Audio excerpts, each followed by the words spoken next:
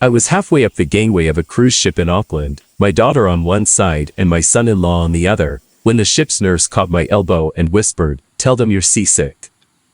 Get off this ship before she sails." I laughed, thinking she'd mistaken me for someone else. Then she came back 10 minutes later, pressed a folded note into my hand, and said, "Please. I'm begging you." 20 minutes after that, I understood everything.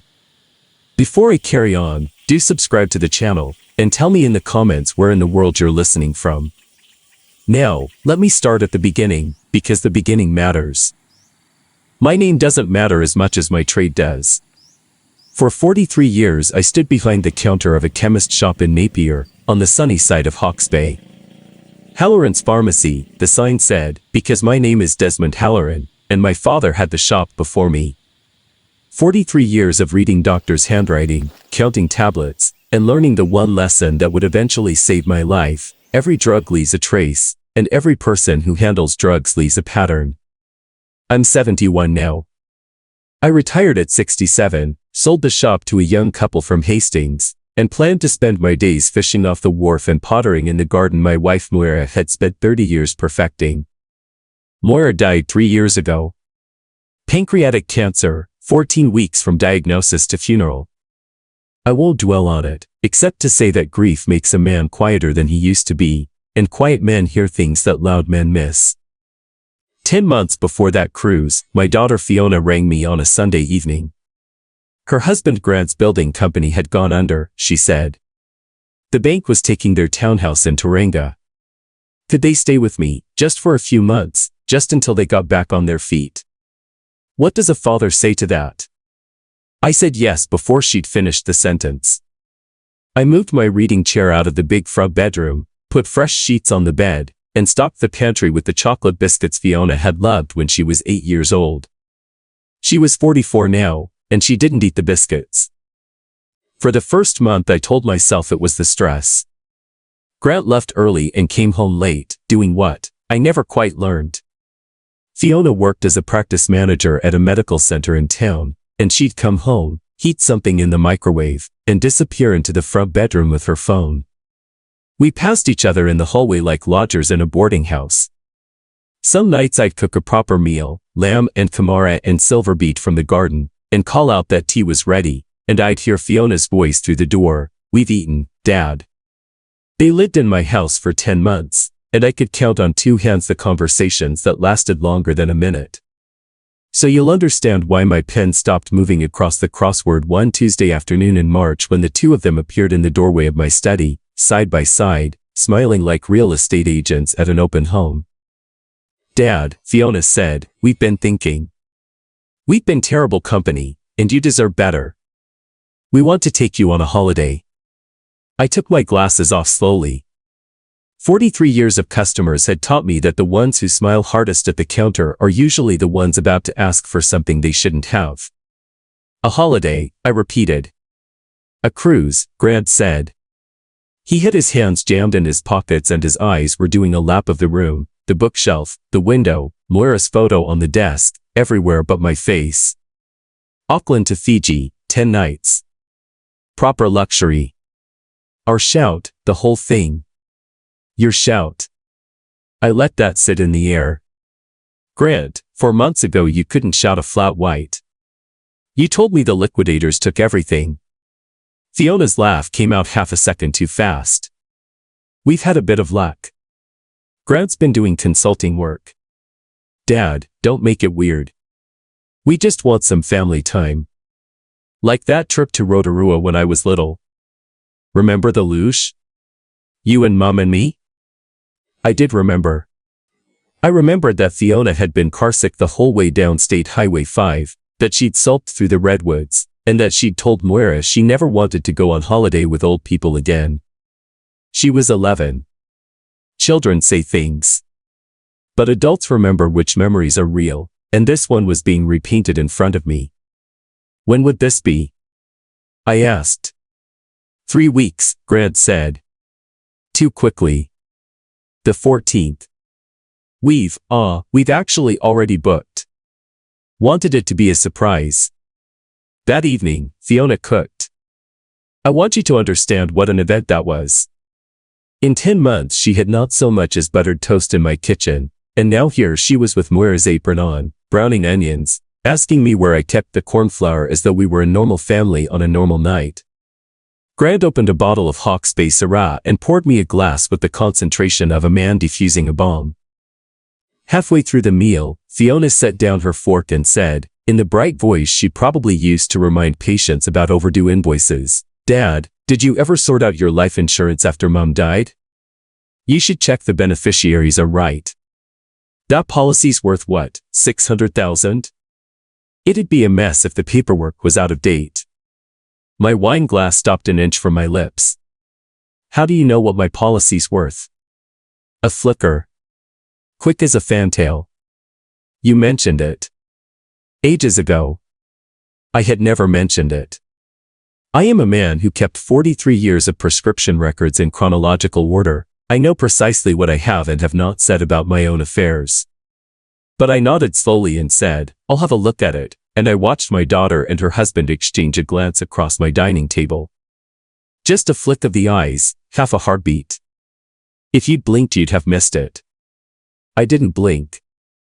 Later that night, testing them the way you'd test a tablet you suspected was counterfeit, I mentioned at the sink that I'd been having funny turns lately. Dizzy spells. A flutter in the chest. Grant's head came up like a dog hearing the biscuit tin. "Have you seen a doctor? You should get that looked at. Properly looked at." "It's probably nothing," Fiona said smoothly, drying a plate. "He's fit as a buck rat, aren't you, Dad?" But Grant's eyes had shone for just that 1 second, and I went to bed that night with my heart fluttering for real. I lay awake a long time, holding the photo I keep in my bedside drawer. Fiona, age 6, on my shoulders at the Napier aquarium, her little hands gripping my ears, laughing so hard she got the hiccups. Somewhere between that girl and the woman down the hall, something had gone out like a pilot light, and I'd been too busy greeting Moira to notice the room getting cold. 43 years in a pharmacy teaches you something else, too. When the pattern doesn't fit, you don't dispense. You pick up the phone, you check, you verify. You assume nothing. So I decided I would go on the cruise. I would smile, and pack my togs, and watch my daughter and son-in-law the way I'd once watched a customer who kept coming back for codeine. And I started taking quiet precautions even before we left. I had my GP, young Dr. Patel, give me a full checkup and put it in writing that my heart, my blood pressure, and my head were all in working order. I told him it was for travel insurance. It wasn't. The 14th came. We flew to Auckland, took a taxi to the terminal at Queen's Wharf, and joined the queue of pensioners and honeymooners shuffling toward the ship, a great white wall of a thing called the Coral Sovereign. Fiona was sparkling.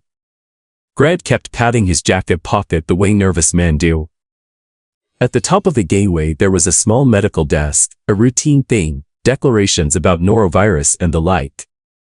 The nurse behind it was perhaps 50, dark hair pulled back hard, a Pacific lilt to her voice, and a name badge that said Sister Tuology. She took my form, glanced at my name, and went very still. Then she looked up at me, and over my shoulder at Fiona and Grant, who were arguing quietly about cabin keys, and she leaned in as if checking my form and whispered, "Mr. Halloran. Tell them you're seasick. Tell them anything. Get off this ship before she sails." I actually laughed. "I think you've got the wrong fellow, love. Cabin 8042, she said. Desmond. Traveling with your daughter and her husband." Her voice didn't rise above a murmur and her face stayed professionally pleasant, but her eyes were frightened. "I am not wrong."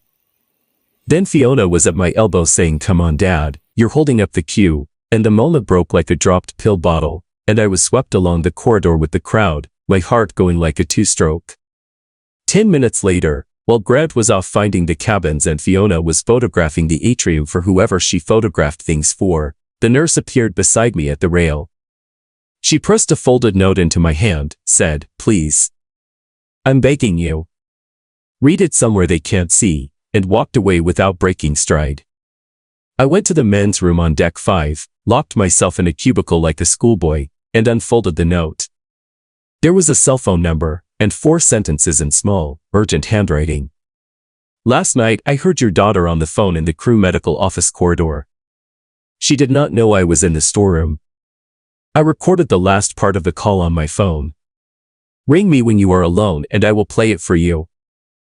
I stood in that cubicle for a long time, listening to the ship hum, listening to a tannoy announcement about the sail-away party, and then I did what the pattern told me to do. I walked back to the atrium, found Fiona, put my hand on my chest, and gave the performance of my life. Dizzy, I told her. Tight in the chest. Pins and needles down the arm. I watched my daughter's face as I described what any practice manager would recognize as a possible cardiac event, and I will tell you, until my dying day, what I saw there first was not fear for me. It was calculation. A fast little audit behind the eyes. Does this help us or hurt us? Then the mask came down and she was all concern, calling for Grant, flagging a steward. Here's the thing about ships. They will not sail with a passenger who's reporting chest pain. The liability is too great, and Sister Tuolaji, who materialized with a wheelchair almost before Fiona finished her sentence, knew it. There was a flurry of forms. Grant argued, that's the detail I want you to hold on to. My son-in-law stood in that medical bay and argued that I'd probably just eaten something funny, that I'd be right once we got moving, that the ship's doctor could keep an eye on me.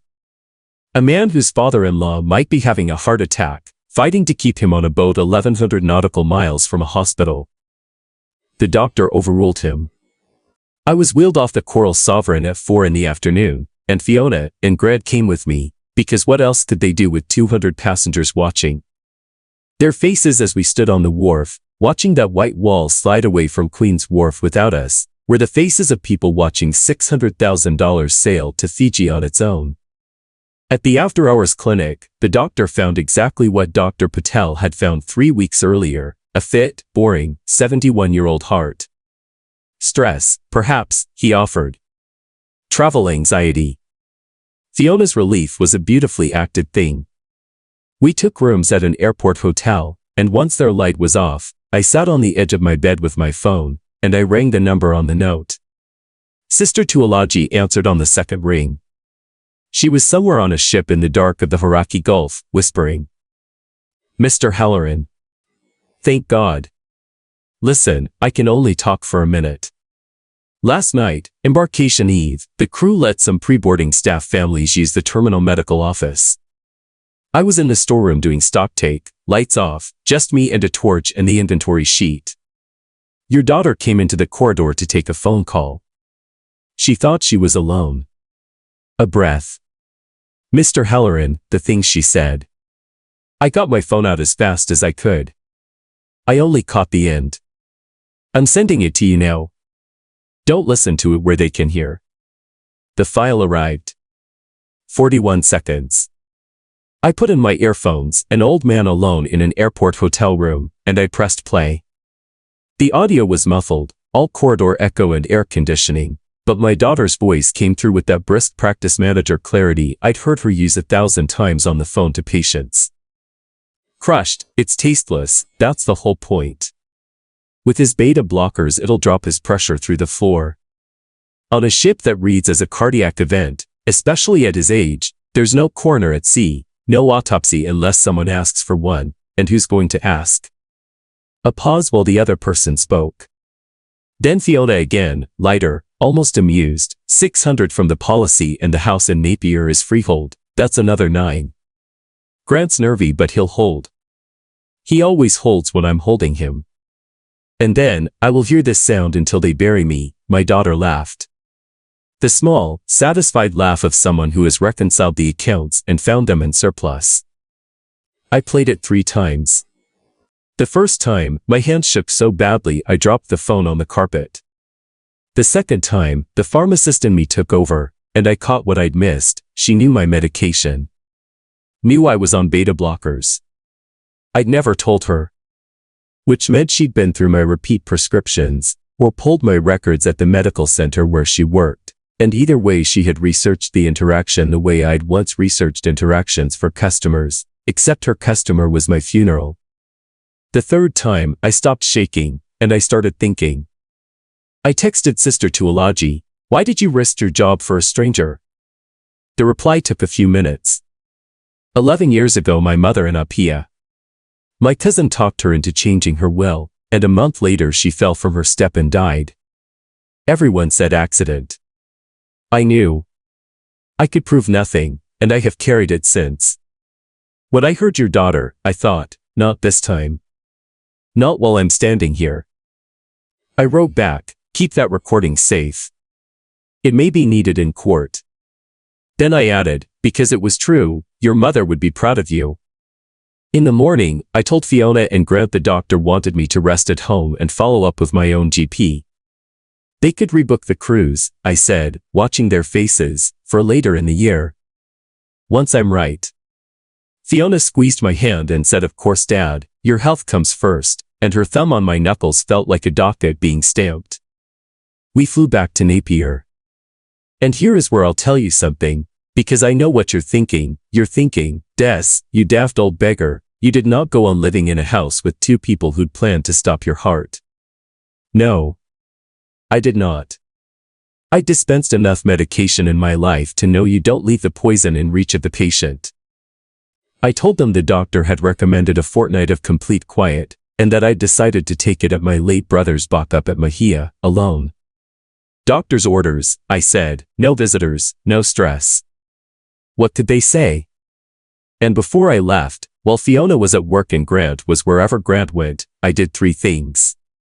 I packed every important document in the house, the deeds, the policies, the bank records, 40 years of my meticulous chemist's filing, into 2 cartons and put them in the boot of my Corolla. I had a locksmith mate from Bowles fit a new lock to my study door and another to the garage. And I bought, with cash, from a shop in Hastings, 2 small cameras the size of matchboxes, one for the kitchen, one for the lounge, the kind that send everything straight to your phone. Then I drove to Mahia, 3 hours up the coast, sea on my right the whole way, and I spread my whole life out on my brother's old curry table, and I went through it the way I used to go through a script that didn't smell right. Line by line. Date by date. It took me 2 days to find the rot, and when I found it, it was everywhere.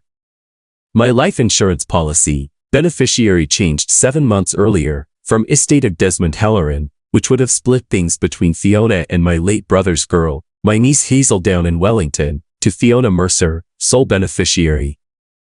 The signature on the change form was meant to be mine. It was good. But the H in Halloran kicked left at the bottom, and mine has kicked right since 1968, since a teacher in Form 2 wrapped my knuckles over it, and some habits go to the grave with a man. My bank statements, $42,000, gone over 7 months. Never more than 900 at a time. Transfers labeled household, maintenance, dad's expenses, bleeding out of my savings into an account I didn't recognize, in amounts small enough that a grieving, trusting old fellow who'd handed the boring banking stuff to his helpful daughter would never look twice.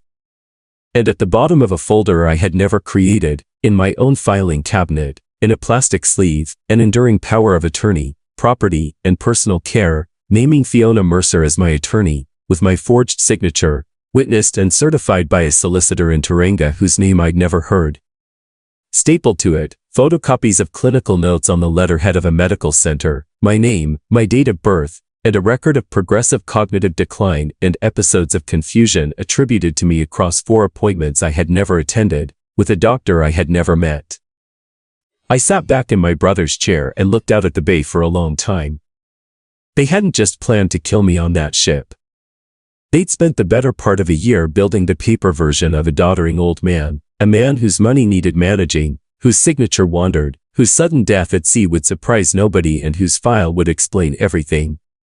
If the pills had worked, the paperwork was already there to catch me as I fell. I said it out loud to the empty box, because saying things out loud is how I've always checked my own dispensing, motive, method, opportunity, and a paper trail. They did everything right, Moira. Except they forged the signature of the one man in Hawke's Bay who spent his whole life checking signatures. I photographed every page. Then I drove the originals to Napier and put them where they belonged, not on a corkboard in my study for any passing murderer to admire, but in a safe deposit box at the bank, with a full copy lodged with a barrister. His name was Mr. Okafor, a Nigerian-born Hawke's Bay barrister with 25 years at the criminal bar and a handshake like a vice. He listened to the recording with his eyes closed. He went through my cartons for 3 hours, and when he finally looked up, he said, "Mr. Halloran, in my career I have seen perhaps 4 cases documented this well by the victim. 2 of them were documented by accountants. What were you, an auditor?" "Chemist," I said. 43 years. "Ah," he said. "That explains it. Pharmacists and auditors. You people frighten me." Then his face went serious. "Now listen to me carefully. We do this in the correct order, or we lose it. The recording alone won't carry a conspiracy charge, but the recording plus the forged EPA plus the forged beneficiary change plus the fabricated medical notes plus the transfers, that is a noose. We go to the police before your daughter and son-in-law have any idea you know.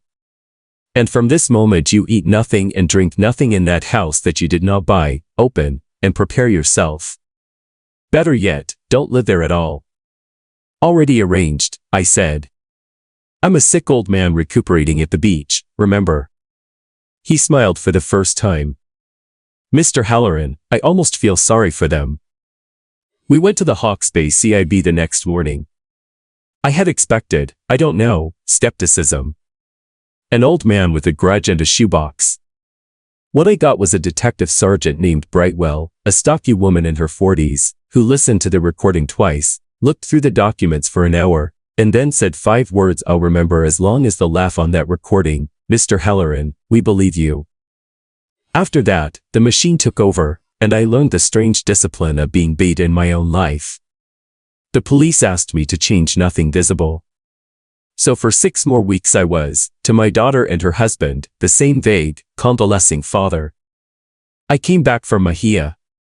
I let Fiona make me cups of tea, and carried them carefully to the bathroom, and tipped them away, and twice, at the request of the police, into small sterile bottles that went off to ESR for analysis. The second one came back positive for a sedative I'd dispensed 1,000 times across the counter, ground fine, dissolved, in a dose that wouldn't kill a man but would make him pliable, forgetful, confused in front of witnesses. They weren't just waiting to rebook the cruise. They were building Exhibit A, Dad's decline, 1 cup of tea at a time. You want to know the hardest moment of my whole life? It wasn't the courtroom. It was a Tuesday evening, sitting at my own kitchen table, watching my only child stir something into a cup with my dead wife's teaspoon and carry it to me smiling, and having to smile back. I held that smile, and inside I was at the Napier Aquarium in 1986 with a 6-year-old on my shoulders, hiccuping with laughter, and I thought, where did you go? When did the light go out, and why didn't I see it? Was it the bankruptcy? Was it him? Or was it always there, waiting, the way some interactions only show up when 2 chemicals finally meet? I don't know. I'll never know. That's the wound that doesn't close, not the money, not even the pills. The not knowing when your child stopped being your child. Meanwhile, in the evenings, my little cameras did their work. The police had warrants by then for the phones and the accounts, but it was my kitchen camera that caught the conversation that finished them. "Grant, pacing, 2 glasses of my whiskey deep, this is taking too long." The old man stronger than you said. And Fiona, calm as a Monday morning staff meeting, the tea takes time. Once Dr. Venn signs the capacity assessment, we don't need the ship at all. We get the EPA activated, we get him into Silverdale Lodge, we control the house, the accounts, everything. He can die of old age for all I care, as long as he does it under our power of attorney. A pause, and then the sentence that the Crown prosecutor would later read aloud, twice, to a silent jury: "Honestly, the cruise was always plan A. This is better. Cleaner." Nobody investigates a confused old man. Dr. Venn, it turned out, was the author of those fabricated clinical notes, a locum with gambling debts who'd been promised $15,000 to certify me incompetent. He never got to write his assessment. When Detective Brightwell's team knocked on his door, he gave up Fiona inside 20 minutes, dates, payments, message threads, the lot. They arrested my daughter and my son-in-law on a Thursday at 6:40 in the morning. I wasn't there. I was at the Bach in Mahia, by arrangement, drinking tea I'd made myself, watching gannets fold and drop into the sea. Brightwell rang me at 9. "It's done, Mr. Halloran. Conspiring to murder, attempted poisoning, forgery, using forged documents, theft in a special relationship, attempting to pervert the course of justice. Both of them. The doctor as well." She paused. "You did the hard part. You stayed asleep while staying awake. Not many can." Before the trial, there was one more visit I should tell you about. Grant's sister came to see me, a decent woman, mortified, carrying a settlement offer from their lawyer. Full repayment, a written apology, counseling, if I'd ask the Crown to go easy and keep it all quiet. She put the paper on my table with tears in her eyes and said, "He's my little brother, Mr. Halloran. He wasn't always like this." "Neither was my daughter," I said. I read the offer. Then I took out my pen, the same pen I'd used to initial scripts for 43 years, and I wrote one line across the bottom and handed it back and signed. The line said, "A man's life is not a debt you can restructure." The trial was held in the High Court at Napier in the spring. It ran 9 days.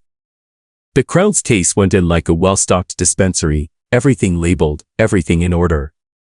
Sister Leota Tuolagi flew in from Auckland between rotations and stood in the witness box in her best dress, and when the defense suggested she'd misheard, that it was a dark corridor and a stressful job, she looked at the lawyer the way a nurse looks at a patient who claims he's taken his medication when he hasn't, and said, "Sir, I have worked 30 years around sick people and frightened people and lying people. I know the difference between a woman planning a holiday and a woman planning a death." And I did not stay silent this time. Nobody asked her what she meant by this time. I was glad. That story was hers. The recording was played to the courtroom through good speakers, and I watched 12 jurors hear my daughter's laugh. 2 of them looked at her afterwards. She stared at the wall. The ESR scientist explained the sedative in the tea. The document examiner stood at a screen with my signature blown up 2 meters wide and showed the jury the H that kicked the wrong way. Dr. Patel produced his examination from 3 weeks before the cruise. The boring healthy heart, the clear head, and the fabricated decline collapsed like wet cardboard. The bank traced all $42,000. Dr. Venn, witness for the Crown by then, explained in a flat, ruined voice exactly what he'd been paid to write and why. And then I gave evidence. 2.5 hours. The prosecutor asked me when I first knew something was wrong, and I told him the truth, when my daughter knew the value of a policy I'd never discussed, and my son-in-law's eyes lit up at the word chest pain. 43 years behind a counter, sir. You learn to read what a face does in a half-second before it remembers to behave. The defense had a go at me. Suggested I was a controlling father, that the EPA was Fiona's prudent care twisted by an old man's paranoia. I said, "Son, I spent my working life making sure people got the right medicine in the right dose. My daughter spent 7 months making sure I got the wrong one. One of us documented everything. You're holding my documents. Where are hers?" The lawyer sat down early. The jury was out for 3 hours and 10 minutes. Guilty, on every count, both of them. At sentencing, the judge asked if I wished to read a victim impact statement. I stood up in that quiet courtroom, 72 years old by then, in the same suit I'd worn to Moira's funeral, and I faced my daughter for the first time in months. "You were the best thing I ever made," I said. "Better than the business, better than anything. I would have given you the house, the money, all of it, every cent, if you had once sat down at my table and told me you were in trouble. You never asked. You measured. You priced my life against your debts and found me worth more dead than fed. I don't hate you, Fiona. Hate would mean I still recognized you. I'm standing here grieving a daughter who is, as far as I can tell, already gone, and the woman wearing her face is a stranger who owes me $42,000. I sat down. The courtroom was so quiet I could hear the clock. The judge did not give them probation. I want to say that plainly, because I know some of you are bracing for it.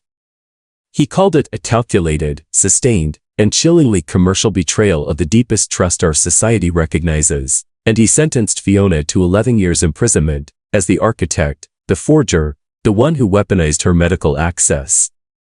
Grant got 8 years and 6 months. Dr. Van, who turned Crown witness, got 3 years and was struck off. Full reparation ordered. Protection orders, permanent. And in my new will, signed that same month with 2 witnesses and my barrister grinning like a proud schoolteacher, everything goes to my niece Hazel in Wellington, the girl who put herself through nursing school waiting tables, who rang me every Sunday of those 10 months just to ask how I was, and who never once asked what I was worth. The innocent shouldn't be punished for standing near the guilty. They should be the answer to them. Sister Tuolaji, I should tell you, was not disciplined by the cruise line. She was commended, publicly, and last Christmas a parcel arrived at my door from Napier, where she was visiting family, a tin of coconut biscuits and a card that said, in her small urgent handwriting, for the man who got off the ship. I keep the card on the mantel, next to Moira. These days the house in Napier is mine again, legally, and slowly, room by room, it's becoming mine again in the other way too. I repainted the front bedroom.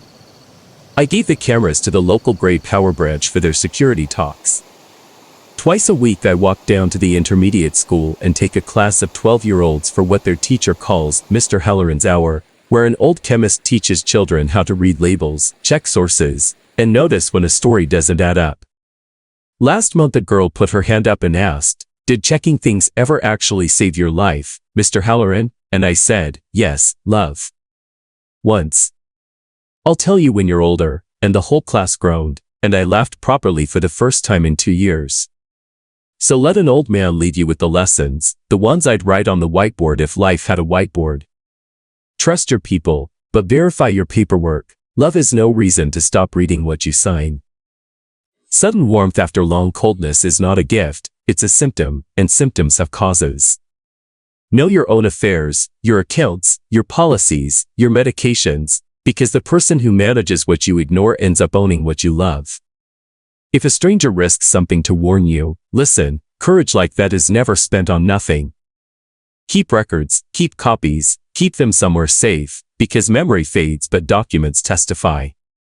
Never punish the innocent alongside the guilty, and never sell justice for an apology, no matter how dearly you once loved the person offering it. And remember this above all, growing old is not growing weak.